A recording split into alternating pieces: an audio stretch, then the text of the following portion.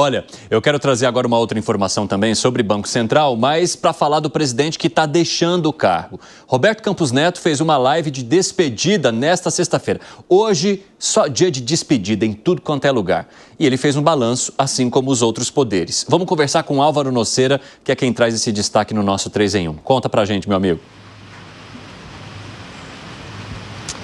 Muito boa tarde para você, Evandro, a todos que nos acompanham aqui no 3 em 1. O mandato de Roberto Campos Neto à frente do Banco Central, ele termina no dia 31 de dezembro, mas ele já fez ali uma live se despedindo. Gabriel Galípolo deve assumir neste período de maneira interina, né? Roberto Campos Neto teve sua gestão muito criticada pelo presidente Lula e outros integrantes do governo federal, ele que foi indicado pelo ex-presidente Jair Bolsonaro. Nessa live, Campos Neto fez um balanço da sua trajetória à frente da autoridade monetária e falou da importância da autonomia do Banco Central, processo esse que ele disse que não está totalmente concluído.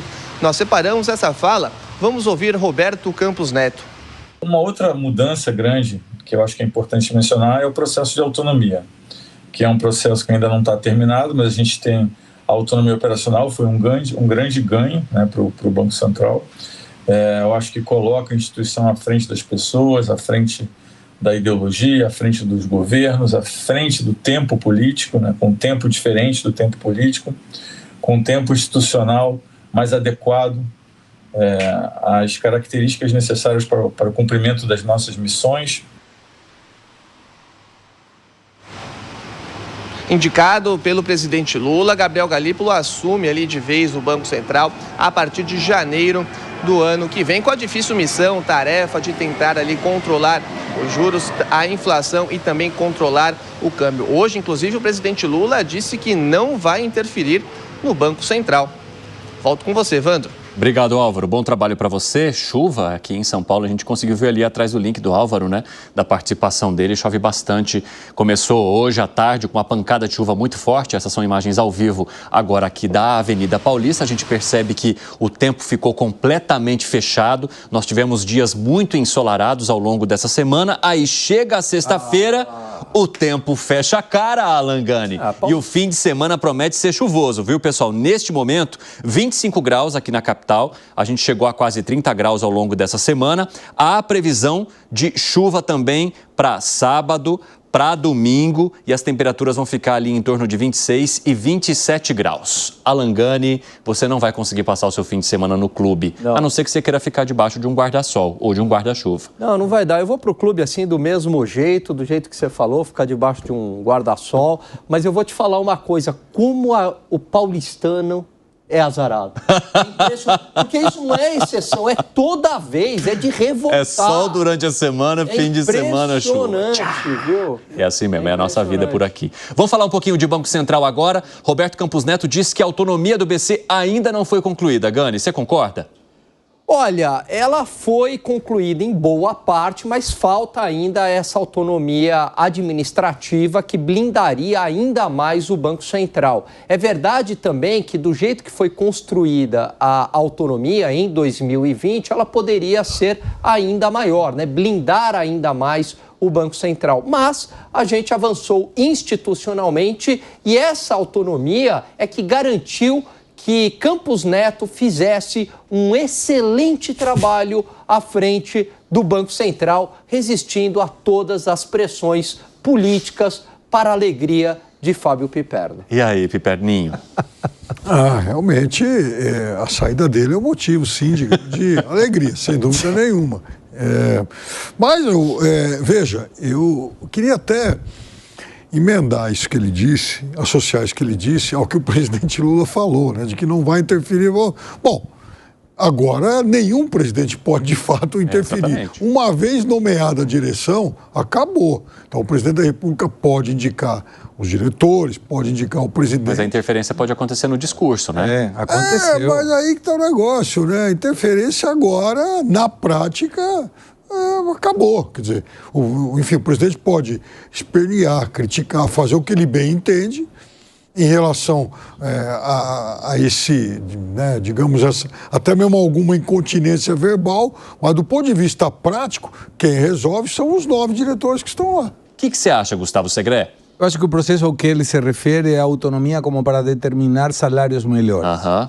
O Banco Central não tem salários muito bons, mas em compensação tem o poder que dá ser diretor do Banco Central. Sim. E que quando termina o seu mandato, claro, tem um monte de convites para aí sim recuperar o que não ganhou como diretor ou presidente do Banco Central. Em função do que Piperno falava, o presidente fez uma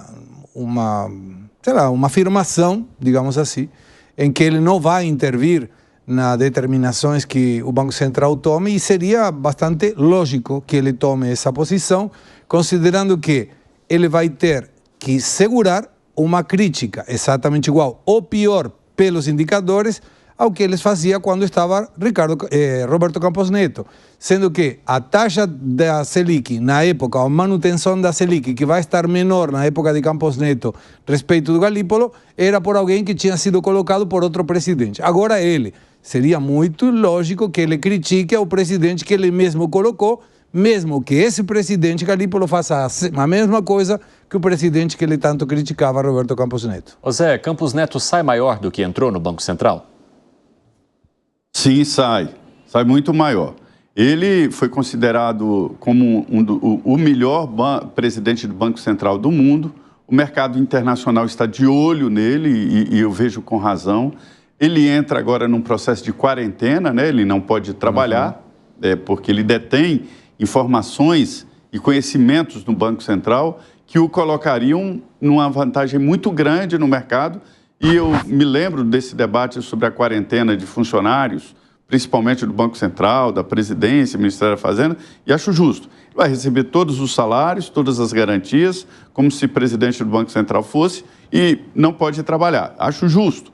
Imagine agora o presidente do Banco Central em janeiro trabalhando para uma instituição financeira.